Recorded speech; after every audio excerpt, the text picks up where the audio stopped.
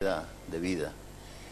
Siempre admiré, cuando leo la revista de la Academia, personajes como el doctor Carlos M. Gálvez, los fundadores como Eliodoro Valle, otras gentes. Sé de su presencia, sé de Juan Ramón Martínez, de Neri Gaitán y otras gentes, y sentía pues que de alguna manera era una posición privilegiada pertenecer a esa academia. Cuando se me comunicó, yo me sentí muy contento, se lo dije a mi familia, ellos se alegraron mucho, y cuando después me informaron que tenía que presentar un trabajo, por una fortuna, diríamos, casual, me había encontrado con el hijo de un personaje valioso de Honduras, de don Antonio Ochoa Alcántara, su hijo abogado de Froilán, y le solicité que me prestara las obras de su padre, que ya están agotadas. Y él tuvo la gentileza de acompañarme, fuimos a sacar copias y conservo esos trabajos valiosos. Usted hablaba de mi padre fue el primero que me habló de don Antonio Ochoa Alcántara. Mi padre trabajaba en el periódico Liberal El Pueblo y don Antonio creo que mandaba sus artículos a Diario El Día. Era en la administración del doctor Gálvez. El periódico El Pueblo, bajo la dirección de don Óscar Flores, padre del expresidente Carlos Flores, mantuvo una posición sostenida en contra de la reelección. Y el doctor Gálvez, dicen, la gente que lo conoció, que en algún momento había expresado que no se arrepentía de haber desechado la reelección y que de alguna manera le agradecía a Óscar Flores haberle hecho aquellos señalamientos. Pues mi padre, como trabajaba en el periódico con otra gente, con Matías Funes, otra gente así, salían. Matías Funes, el viejo. El viejo, el padre. Y se tomaban sus copitas. Y creo que don Antonio, según me lo dicen sus hijos, también se tomaba También sus se copitas. Sumaba. Y don Antonio trabajaba en El Día, o escribía ahí, con un gran poeta, Santiago Flores Ochoa. Y mi padre me dijo, esos son grandes poetas, me decía, lástima que están de otro lado, es decir, políticamente. Claro. Estaba en otras cuestiones. Pero él fue el primero que me informó. Después, en una plática con Mario Hernán Ramírez, un buen amigo, me dice, doctor, ¿usted ha leído Gemas? No, le digo, lea ese libro. ¿Quién es el autor? Ya me dio el nombre, Antonio Ochoa Alcántara. ¿Y qué pasa? Mire, yo lo leí, dice, a los 17 años y eso cambió mi vida. Son esos libros... Interesante, ¿eh? Así es, son libros edificantes, como han dicho algunos autores. Orientan a la juventud en pos de un futuro mejor. Después seguí leyendo algunas obras y cuando presenté el trabajo, desafortunadamente, digo, para el momento del discurso, me salió bastante largo, porque ahí nos piden un promedio de 10 páginas, sí. A mí me salieron 15 páginas. Hablé con un yerno de don Antonio, nosotros le decimos el poeta Valladares, Óscar Armando Valladares. Sí, lo conozco. Y él me orientó en cuanto a la cuestión cronológica de la producción poética de don Antonio. Y creo que el trabajo está bien elaborado, me dicen que va a salir en la revista de la academia, y eso me va a dar la satisfacción de haber sacado, diríamos así, como del anaquel, una obra valiosa, porque en Honduras sucede eso, que 10, 20 años después la gente se olvida de sus grandes valores. Sí. Yo recuerdo que en una ocasión platicábamos con usted de un médico excelente, el doctor Peraza, J. Antonio Peraza. ¿Cómo no? Valioso escritor, poeta, no sé, creo que escribió 2 o 3 poemas nada más. Y un gran político. En un viaje que hice yo a España, más bien un curso corto de psiquiatría, un profesor me dice, aquí estuvo un embajador de Honduras, que era un excelente escritor, como que don Antonio Peraza escribía y hablaba en grandes escenarios. Y yo me sentía muy contento. Por eso yo creo que hay que rescatar. Y el caso de don Antonio Ochoa Alcántara, creo que la academia o alguna otra institución podría en el futuro hacer como una selección de sus obras. Claro. Porque valdría la pena que la juventud conozca eso que se llama Gemas, pero también tiene un poemario que se llama Ánforas, que si en algún momento quedara oportunidad yo leería un poema para que usted como crítico me diga eso corresponde a tal periodo de la poesía. Yo creo que yo tengo el poemario Ánforas, lo que pasa es que no pude encontrarlo hoy mientras buscaba en medio de mis libros. Así es. Doña Helen Umaña dice que él corresponde a lo que se llama posmodernismo, pero otros autores, por ejemplo aquí lo tengo, y a mí un autor que siempre me gustó, porque lo manejamos en la secundaria, en la clase de preceptiva literaria, es justamente la preceptiva literaria de Muñoz Meani. De Muñoz Meani. Y Muñoz Meani tiene aquí unas palabras para don Antonio Ochoa Alcántara. Es decir, si Muñoz Meani, que era un hombre culto, creo que fue ministro de Relaciones Exteriores en tiempos del presidente Arévalo, pero y un gran preceptivista, un gran preceptivista. Así es, él se refiere en términos muy elogiosos. Así es que yo creo que hice una buena escogencia, que si la revista publica ese trabajo, mucha gente va a conocer a un personaje que ya pasó casi al olvido, excepto en su familia y sus grandes amigos. Pues yo alguna vez se lo oí mencionar, curiosamente, paradójicamente, a Guillermo Emilio Ayes, que no solía hablar de poesía, pero una vez se lo oí mencionar, y también se lo oí mencionar a don Roque Ochoa Hidalgo. Justamente por esa mención de don Roque Ochoa Hidalgo es que yo empecé a buscar algo de Ochoa Alcántara, que está incluido en una gruesa antología de este tamaño de Mejía Luna, o de Luna Mejía. Luna Mejía. Sí. Ahí está incluido en algunos de sus poemas. Aunque en algunas de sus obras él confiesa y dice así, en una forma muy elegante, yo no soy gran poeta, dice. Yo soy un hombre que ama el idioma, que me gusta musicalizar el idioma, esto y el otro, pero sus poemas son bellos, y si nos quedara en algún momento, él tuvo 3 matrimonios, eso lo dijimos así en el evento. Su primera esposa era una salvadoreña, Enma se llamaba, Contreras, pero en el momento de parto falleció. Qué pena. Le quedó un hijo, y ese hijo creció con una hermana de Enma. Lo mismo que le pasó al hijo de Rubén Darío, que tuvo con la hija de Álvaro Contreras. Sí, Rafaelita Contreras. ¿Ya? Entonces, ese más niño, conocida como Estela en el mundo de las letras. Así es. Entonces, así creció este hijo de don Antonio. Y él, en todos sus poemas, hace referencia, y yo en el evento le dije a los familiares, estoy hablando, no es un despropósito, pero su gran amor fue su primera esposa. Claro, su tercera esposa, que es la madre de muchos amigos míos, fue una persona que lo acompañó, estuvo cerca de él, y hubo un cariño recíproco. Pero él, sus poemas, casi todos están dedicados a la primera esposa. A la primera esposa. Su ensayo de ingreso se llama Aproximación a la vida y obra literaria de Antonio Ochoa Alcántara. Con toda seguridad, doctor, solo que ocurriera un terremoto, algún meteoro que cruzara, que el cometa Halley se anticipara, tarde o temprano su ensayo tiene que salir publicado en la revista de la Academia Hondureña de la Lengua. Se ha retrasado un poco la última publicación, pero la revista sale. Qué bien. Tarde o temprano sale, así que vamos a degustar su trabajo.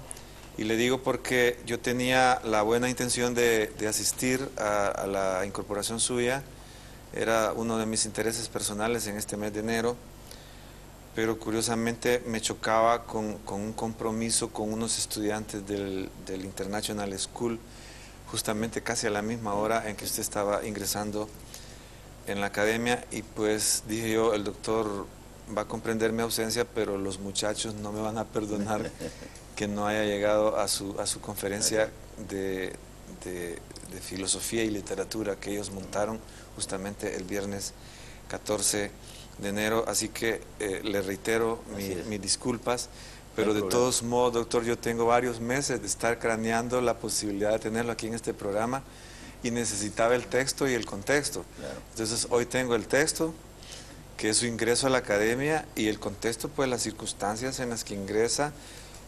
su labor como científico, como médico,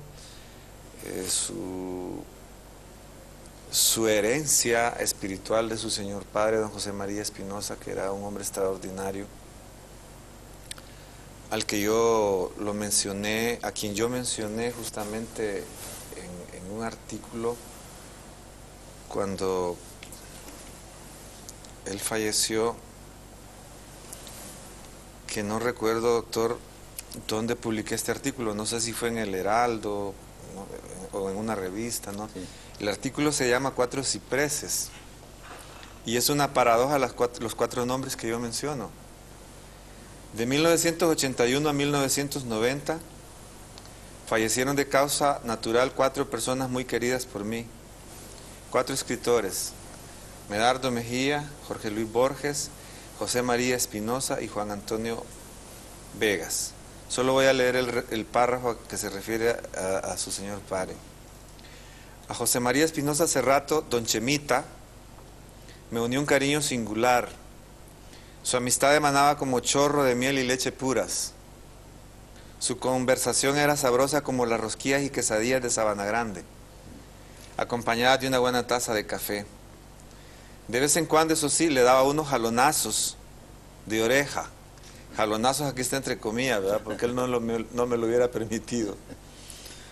Al escribirse o pronunciarse mal una palabra. Es que don Chemito era un verdadero gramático, un autodidacto, de los chapados a la antigua, con la ansa en ristre en primera fila. Nació en Apacilagua, lo registraron en el municipio de Soledad y murió casi anónimo en Tegucigalpa, Honduras. Este artículo es del 28 de febrero de 1991. Así que de alguna manera aquí está plasmada en este libro, que tal vez lo ponen en pantalla en algún momento, que se llama El libro en Honduras, que es una miscelánea de artículos ya publicados en revistas, periódicos. Ahí está el libro en Honduras. Ya no se encuentra, esto solo se encuentra en el Mercado San Isidro, tal vez. Que por cierto, ahí lo compré. ¿Ah, sí? Compré mi propio libro en el Mercado San Isidro, hace un par de años o 3 años.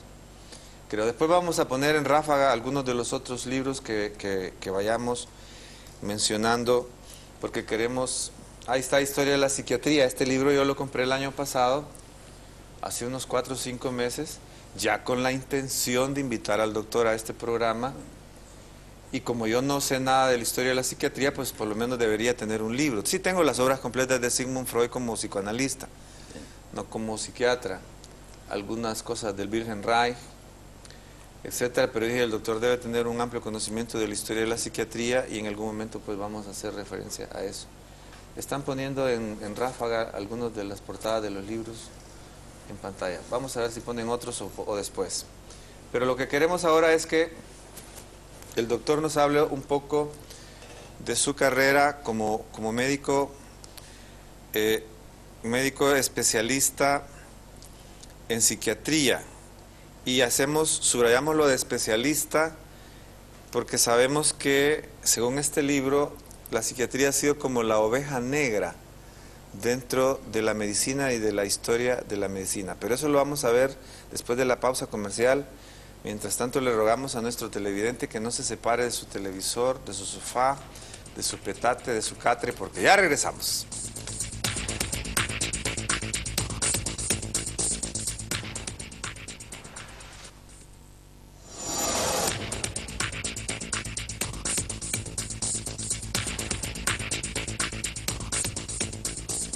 Muchísimas gracias por continuar con Economía y Cultura, su programa favorito, por supuesto, los martes entre 7 y 8 de la noche, y en cualquier parte del mundo según las coordenadas geográficas y los usos horarios donde usted habite.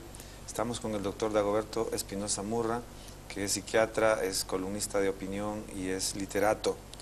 Queremos que nos hable, que nos cuente un poco de su experiencia en sus estudios de psiquiatría y en su práctica psiquiátrica, sea docente o en su clínica, doctor. Para hablar de este tema, valdría la pena hacer un breve resumen de la historia de la psiquiatría. Como usted decía, la psiquiatría ha sido como la oveja negra del campo médico. Es una de las más modernas. Antes se hablaba de cirugía, de medicina interna y todo. Pero la psiquiatría ya de manera formal comienza con la Revolución Francesa, cuando Pinel, un gran psiquiatra, desencadena a los que llamaban locos, porque los tenían amarrados con cadenas, metidos en celdas inmundas. Y él dijo, son enfermos, liberémoslos. Y él tenía buenos amigos en la Revolución Francesa. Y su alumno preferido era Esquirol. Él es el que le da seguimiento a esas enseñanzas y comienza a estructurar planes para el tratamiento de enfermos mentales. Así comienza científicamente la psiquiatría. Pero la cátedra de psiquiatría comienza en Alemania y en Austria, ya académicamente. Son los países que le dan un gran empuje científico. Luego vemos que hay muchas corrientes en psiquiatría. Por ejemplo, yo estuve en Alemania y es una escuela, diríamos, no biologista necesariamente, pero sí es ecléctica en el sentido de que lo bueno del psicoanálisis se toma, lo bueno de la psiquiatría biológica. Con algunos colegas como el doctor Américo Reyes y otra gente hemos discutido ese tema y creemos que esa es la mejor posición, no parcializarse en cuanto al enfoque de la patología. Porque este Jeffrey Lieberman que tengo aquí, Historia de la Psiquiatría, pareciera ser antifreudiano, sí. Aunque dice que insinúa que estuvo un poco influido por Freud, pero después su grupo, su escuela, ha rechazado a Freud para convertir la psiquiatría en una verdadera ciencia. Por lo menos esa es la postura originaria, aunque cuenta los avatares difíciles de la historia de la psiquiatría. Freud creó lo que se llama el psicoanálisis en algún sentido y lo que se llama psicología profunda para conocer la interioridad del alma humana, algo así. Pero la psiquiatría clásica, francesa, alemana, era conocer, por ejemplo, ciertas patologías. Para el caso, un ejemplo, por mucho tiempo, antes de la Primera Guerra Mundial, había mucha sífilis. Aquí también la tuvimos, Sí. pero eso daba perturbaciones mentales, que es lo que se llama parálisis general progresiva, donde la gente comienza a hablar como, entrecomillado, como cualquier loco. Y fue un austríaco el que hizo el mejor tratamiento de aquella época, cuando no estaba la penicilina, y es inyectarle paludismo a la gente para que tuvieran fiebre. Yo vi experiencias de esas todavía. Inyectarle paludismo. Paludismo, tener aquella fiebre. Pero el hombre era talentoso, dice, ¿por qué en Europa hay tanta PGP, tanta parálisis general progresiva, y en el trópico no? ¿Qué hay en el trópico que no hay acá? Paludismo, malaria.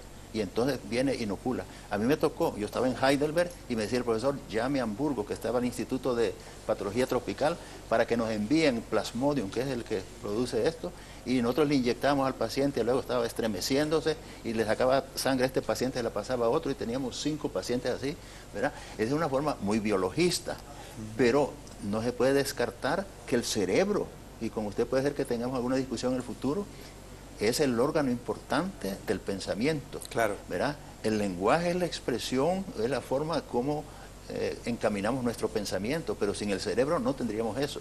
Y ciertas conductas, la vida de algunos místicos, la vida de algunos reos que están por ser peligrosos, tiene que ver con el funcionamiento de su cerebro. Desconocer eso sería un atrevimiento tremendo. Freud tuvo otra escuela.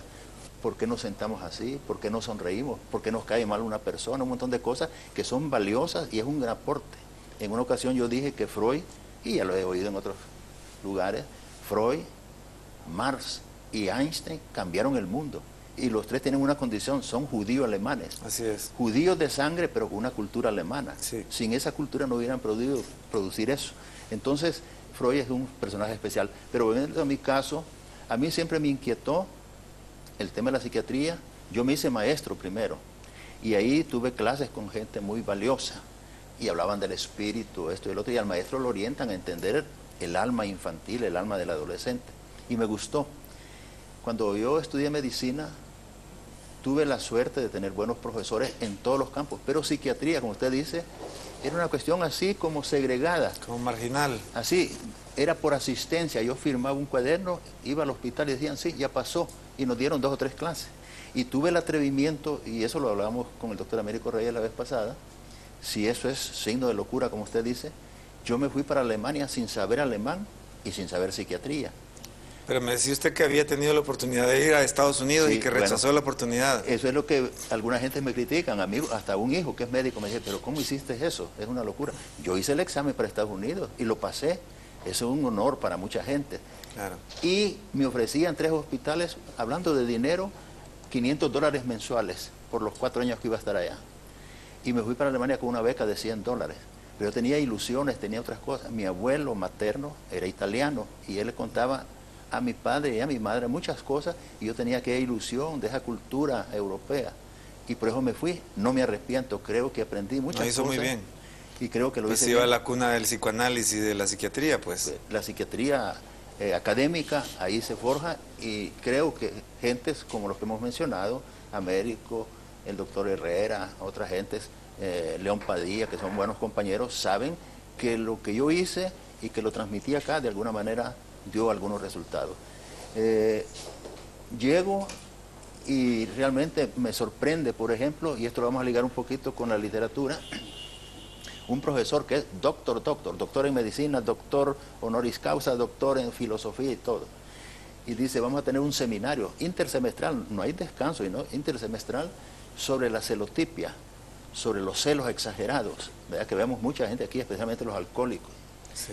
Pero no me lean literatura ni hispanoamericana ni italiana, porque ellos todos lo resuelven con el cuchillo, con la pistola. Léanse El Otelo de Shakespeare. Esa era la obra básica. Claro. Yo la había leído siendo estudiante de medicina. Y yo les contaba a unos colegas hoy, Le digo, si yo no hubiera leído esas cosas, traducir del inglés al alemán hubiera sido para mí una cosa tremenda. Pero yo lo sabía en español y Claro. entonces me resultó fácil. Después otro año estaba en neurología. Que hay una obra bella de Otelo protagonizada por Plácido Domingo. Así. Plácido Domingo aparece pintado de negro. Al principio uno no sabe si él es Plácido Domingo, haciendo el papel de Otelo justamente. Así. Ah, bueno.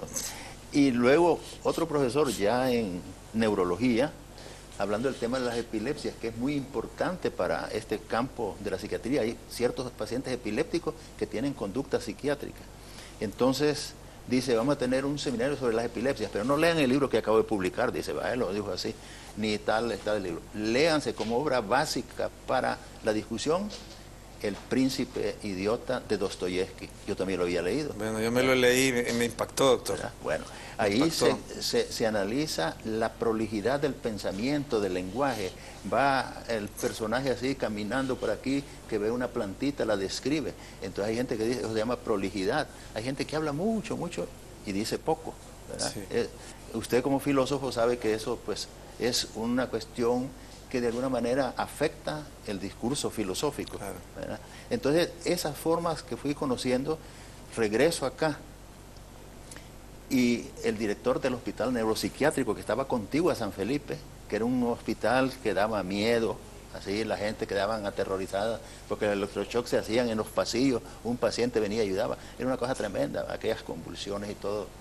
Y me dice el doctor Mendoza, usted va a ser jefe de la sala de varones, ad honorem. Doctor, nos detenemos en el electroshock de del hospital psiquiátrico.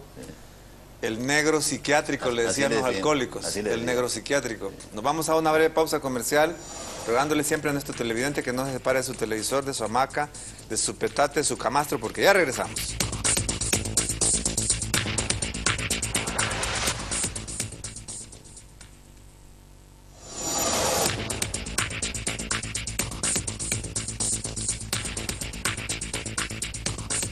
Bien, vamos con los mensajes y los saludos. En primer lugar, un mensaje de solidaridad para la familia del periodista Igor Padilla de HCH, quien fue asesinado esta tarde en la ciudad de San Pedro Sula. Repito, un fuerte abrazo solidario para la familia del periodista Igor Padilla de HCH. También enviamos un saludo a la lexicógrafa María Vargas, quien ingresó a la Academia Hondureña de la Lengua justamente el mismo día, la misma tarde en que ingresó el doctor Dagoberto Espinosa Murra. Saludos especiales para nuestro amigo Martín R. Mejía, quien reside en Canadá y anda de visita por Honduras, particularmente en Quimistán, pero también vino a vernos a Tegucigalpa. Martín R. Mejía es uno de los principales fundadores del Búho del Atardecer. Es uno de nuestros apoyos principales para que el Búho del Atardecer siga circulando. Por cierto, le trajimos los últimos 4 números al doctor para regalárselos esta tarde, esta noche, este día. Doctor, ¿usted quisiera enviarle algún saludo particular, especial a alguien? Para mí es un placer enviarle un saludo a mi esposa, a mis hijos y a mis nietos. Tengo 2 varoncitos como nietos, José Carlos y Santiago. Ojalá que me estén viendo. Que ya los ha mencionado en algunos artículos suyos, sobre lo que vamos a hablar después. Estábamos con los electroshock en el hospital neuropsiquiátrico, que los pateritos, entre comillas, de mi barrio le decían el negro psiquiátrico, porque una vez llevaban a uno en una camilla, no quiero ir al negro, no quiero ir al negro. Yo decía, ¿eso qué es? Decía. Es cierto, sí. Bueno, el electroshock sigue siendo un recurso magnífico para algún tipo de patología, especialmente las depresiones, cuando hay ideaciones suicidas, cuando hay esa impulsividad que casi lleva a la gente a arrojarse de un 7º piso, por ejemplo. Es el recurso último y valioso. Yo pensaba que ya lo habían desechado el electroshock. Inclusive creo que uno de los países que lo descartó por cuestiones así más bien de tipo religioso es Israel, porque altera la conciencia y decían que no permitían eso. Pero yo he estado en Estados Unidos una vez, estoy hablando de unos pocos años, estaba en la Johns Hopkins y con un colega estábamos hablando de tratamiento y me dice, justamente me dice, mañana vamos a hacer 2 sesiones de electroshock, a un norteamericano y a un salvadoreño, una familia muy adinerada. Y le digo, fíjese que mucha gente cree que este tratamiento ya está descartado. Yo personalmente creo que es indicado en esos casos. Y me dice, no, es un caso necesario y los 2 tenían ideación suicida. Y es un recurso valioso. y no es tan agresivo como la gente cree. Nosotros le damos con un poco de anestesia, con relajante muscular, ya se evitan esas convulsiones. Como le decía, en el hospital psiquiátrico comenzamos nuestra actividad y el doctor Mendoza me nombra director de la sala de varones. Ahí vi desfilar a muchos hondureños. Algunos periodistas me criticaban porque no había cupo para enfermos mentales, pero sí le dábamos cupo a los alcohólicos. Nos dimos cuenta que el 50% de los egresados de la sala de varones de aquel tiempo en el hospital neuropsiquiátrico eran alcohólicos. Y yo siempre tuve como una afinidad para esos enfermos, porque todo el mundo decía, son chichipates, son viciosos, son esto y el otro. Incluso cuando los despiden del trabajo, no los despiden considerando que están enfermos alcohólicos, así es. Sino y que es se una busca otro enfermedad, pretexto. y yo creo que hicimos un buen papel ahí, otros colegas han seguido, ahora tenemos en Santa Rosita una unidad que se llama Octavio Sánchez, porque él fue una persona... El doctor Sánchez ha trabajado mucho en eso. Ha trabajado mucho en ese campo. Entonces, esa es una experiencia, pero en la docencia me gustó hablar porque le dije, soy maestro, creo que entiendo un poco de psicología educativa, de metodología de la enseñanza, cosas de ese tipo. Y siendo profesor, pues los alumnos en aquel tiempo tenían derecho a elegir autoridades en un 50%. Y siendo yo director del Mario Mendoza en tiempos del doctor Aguilar Paz como ministro de Salud, llega un grupo de estudiantes con 2 o 3 profesores a decirme que pensaban que yo fuera decano. Y digo, bueno, ¿qué hago si me acaban de nombrar director? Lo tenía 1 año de ser director. Hablé con el doctor Aguilar Paz y me dice, Dagoberto, yo creo que es bueno que usted acepte el decanato porque tenemos tantos proyectos en el campo de la salud que usted en la Escuela de Medicina nos podría hacer. Y después hicimos una ligazón tal que creo que contribuimos. Ese hospital escuela nosotros conocimos desde que comienza, desde que se abre sus puertas para el pueblo hondureño, y creo que fue un papel importante. Decanato de Facultad de Ciencias Médicas y el Ministerio de Salud Pública. Teníamos la suerte de contar en la rectoría con un amigo personal, el licenciado Jorge Arturo Reina, que nos dio su apoyo para que hiciéramos ese trabajo. En lo personal, también tuve mi práctica privada en un hospital de Comayagüela. Me gustaría que nos contara sobre eso. Sí, miré muchos pacientes. Desgraciadamente tenía tantas ocupaciones que yo tenía el tiempo bien limitado en mi práctica privada. Ahí miré muchas personas, generalmente exceptaba a los niños porque es un campo muy especializado y yo prefería mirar adultos o adolescentes. En mi práctica privada podría decir que me enteré de lo que usted señalaba en algún momento. Cuando un médico le decía a una señora, mire, me gustaría que la vea el psiquiatra, pero doctor, si yo no estoy loca, ¿y para qué me mandan del psiquiatra? Lo mismo decían los varones. Sin embargo, creo que hicimos conciencia con muchos colegas, el doctor Mendoza, León Gómez y otra gente, hasta escribíamos en los periódicos diciendo que ir donde el psiquiatra no es sinónimo de estar loco. Claro. Y ahí me di cuenta, pues, de que nuestra sociedad, y que igual que otras sociedades, tienen las mismas dolencias de tipo psiquiátrico y que todos los niveles pueden ser afectados. El campo más frecuente es el de la depresión, y la depresión, para la gente que nos está escuchando, porque es un campo importante en la vida y la salud mental de la gente, tiene 2 vertientes. Una que se llama endógena, que nos nace a nosotros, y otra exógena. Si a mí se me muere un hijo, pierdo la casa, me demandan por deudas y todo, tengo derecho a sentirme deprimido. Pero nos decía un maestro, ¿y por qué un príncipe, un jeque de Arabia se suicida si tiene todo? Tienen piscinas de Chanel para que vayan los artistas franceses allá a deleitarse. Para que vaya Raquel Welch. Bueno, algo así, ¿verdad? Entonces, ¿cómo es posible que esa gente se deprima si tiene todo? Pero son las cuestiones endógenas, es decir, tenemos una bioquímica cerebral, y ahí volvemos al cerebro. Yo estoy leyendo su libro y algún día vamos a comentarlo. Hay lo que llaman la bioquímica cerebral, hay lo que llaman neurotransmisores. Funcionamos. Cuando dormimos bien, al día siguiente estamos optimistas, nos comunicamos. Dormimos mal, puede ser que andemos ceñudos, puede ser que hasta tengamos cierto pesimismo, tantas cosas. El depresivo es así. Y yo creo que vale la pena que la gente entienda. Yo estoy jubilado, no estoy buscando nuevos clientes ni nada de eso, o pacientes.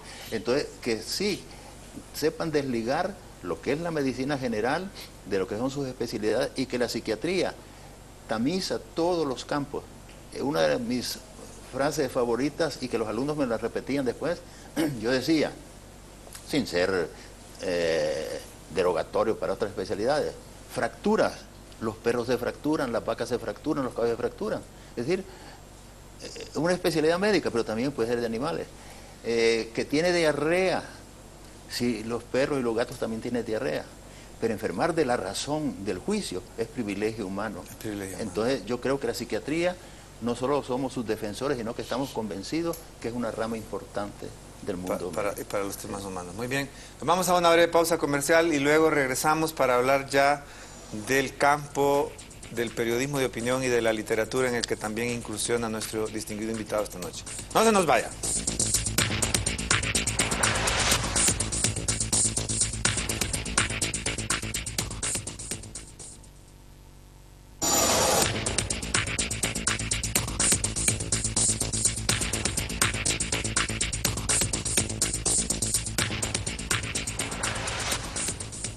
Bien, como nuestro invitado es multifacético, pues también queremos hablar de su carrera como periodista de opinión y como literato. Ha incursionado en la narrativa. Justamente quisiéramos que simultáneamente nos pusieran en pantalla algunos de sus libros mientras conversamos. Doctor, ¿cómo se mete usted al mundo del periodismo de opinión? Bueno, yo decía antes que me hice maestro. La Normal de Varones estaba en aquel tiempo frente a la Secretaría de Salud, y el periódico El Pueblo, periódico liberal, estaba en el barrio El Jazmín, 2 cuadras de diferencia. En los recreos de la Normal, mi hermano y yo nos veníamos al periódico donde trabajaba mi padre. Ahí conocí los linotipistas, aquellas piezas de plomo que iban... Individuales, los linotipos individuales. Así, arreglando. Mi padre corrigiendo artículos. Y esto no es... Perdón, doctor. Lo que tenemos en pantalla es uno de los libros del doctor, La Virgen Embarazada y otros relatos, que de eso tal vez nos queda chance de hablar en algún momento. Pero si pueden poner otra portada de los libros del doctor. Bueno, sí, continúe. Ahí tenemos también La Magia del Arcoíris. ¿Esa es una novela, doctor? Sí, una novela. Sí. Una novela. Sí. Si ese libro yo lo tengo. Sí. El otro no lo tengo. Y hay otro libro más ahí, que es una obra colectiva, tal vez lo ponen. Introducción a la psicopatología, que lo hicimos en la editorial universitaria. Así es. Yo era oficial administrativo en ese tiempo de la editorial universitaria, en los tiempos del abogado Ramos Soto, justamente, que nos apoyó mucho en la editorial universitaria. Uno de los rectores que más nos apoyó fue el abogado Ramos Soto y don René Sagastume. Perdone, doctor, continúe. Bueno, le decía que de la Normal nos veníamos al periódico El Pueblo, allí miraba a los linotipistas, mi padre revisando artículos. Me acuerdo que en una ocasión me dice este artículo del doctor Villeda Morales. Escribía muy bien el doctor Villeda Morales. Claro, estaba Oscar Flores, que era el editorialista, que de alguna manera... Que era encantador para escribir. Y tenía un sentido de ironía que los políticos quedaban pues manos arriba prácticamente, ¿no? Sí. Yo conocí mucho de eso. Y entonces me fue como gustando aquello. Luego mi padre escribía artículos muchas veces... En diversos periódicos escribió, en diversos es. periódicos. Cuando yo regresé de hacer mi especialidad, me dijo, ¿por qué no escribís? Mi primer artículo fue sobre la salud mental.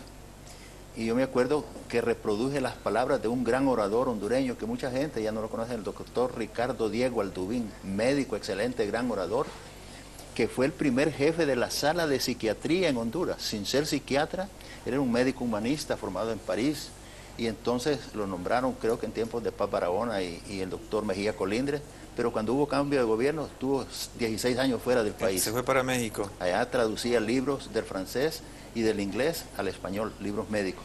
Cuando vino acá, yo estaba en la Normal y lo llevó el director para que diera una conferencia. Y fue esa conferencia que yo después se la dije a un psiquiatra famoso español y me dijo, ese hombre es talentoso. Si dijo esas cosas, ese hombre tiene poder de síntesis. ¿Y qué dijo Aldubín?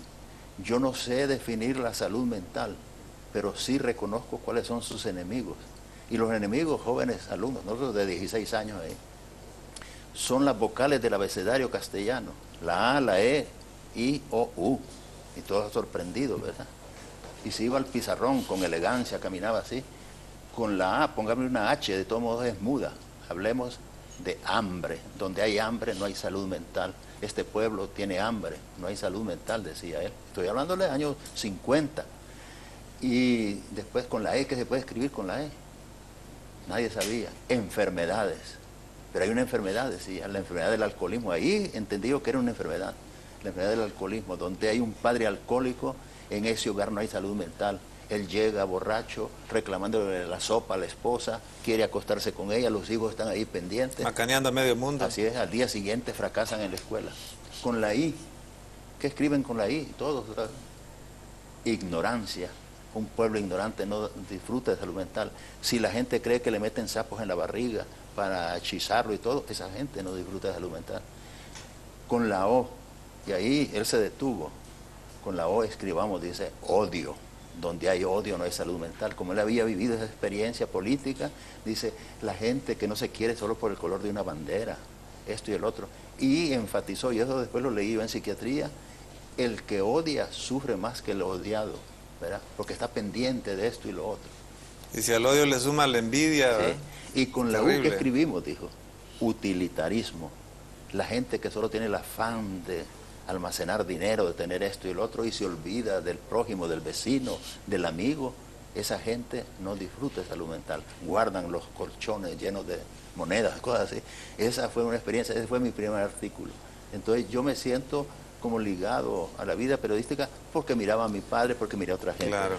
Y en los últimos tiempos, doctor, bueno, yo ya tiempo leo sus artículos por razones obvias, pero en los últimos tiempos le había notado yo un giro a sus artículos, como destacando el paisajismo hondureño, las costumbres hondureñas, la idiosincrasia hondureña de algunos pueblos del interior, incluso donde menciona a sus nietos. Y a mí se me ocurrió que usted era como el nuevo Azorín hondureño que andaba cabalgando por esos caminos, esos caminos ignotos de nuestro país, con un lenguaje bastante rico, por cierto. No sé si influido por el mismo Azorín. Yo nací en un pueblo pequeño, se llama Soledad, y crecí en varios pueblos del departamento de Paraíso. Mi padre era maestro, trabajaba aquí, allá, en otros lados. Nos establecimos después en Liure, uno de los pueblos más humildes en el sentido de pobreza, pero de gente buena, trabajadora. Yo anduve a pie, recorrí distancias como de Choluteca a Liure, que son 8 kilómetros, 8 leguas. 8 leguas. Son 32 kilómetros. 32 kilómetros. Y los caminamos a pie con mi hermano, otras veces al lomo de mula, otras veces bajo la lluvia de octubre, cosas de ese tipo. Entonces yo conozco estos pueblos, dormíamos, pedíamos posada en algunos lugares. Aleñaban comida. Eso, ¿verdad? El avío que decían, nos preparaban y todo. Entonces yo conocí eso. Le cuento a mis hijos, el 4º grado yo lo hice, viviendo en Liure, ahí no había 4º grado, tenía que ir a Soledad. Entonces yo salía el lunes en la madrugada en un caballito que tenía, ¿verdad? Un potro, y de ahí salía para ir a clases a Soledad. Regresaba el sábado con toda la ropa que había usado en la semana para que me la arreglaran en Liure y traía otro. Que por cierto hay un bonito colegio en Soledad que yo he visto en fotografías. Sí. Su señor padre me habló. Se llama José María Espinosa. Se llama José María Espinosa, justamente. Y gente de Soledad me ha contado sobre ese instituto, que es un producto de esta devoción, de este apostolado de don Chemita Espinosa por la educación nacional. Nos vamos a una breve pausa comercial y luego regresamos prácticamente a despedirnos ya con la obra narrativa, que lo vamos a mencionar en forma harto sintética por razones de tiempo. Ya volvemos.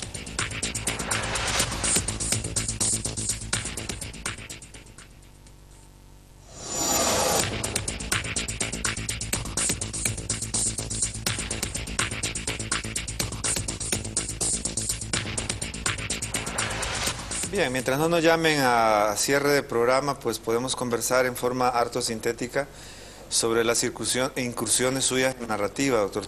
Veo un libro de novela y un libro de cuentos. Háblenos un poco de eso. La narrativa siempre me ha gustado y el cuento corto especialmente en mi condición de maestro. Eso se lo oí a un chileno.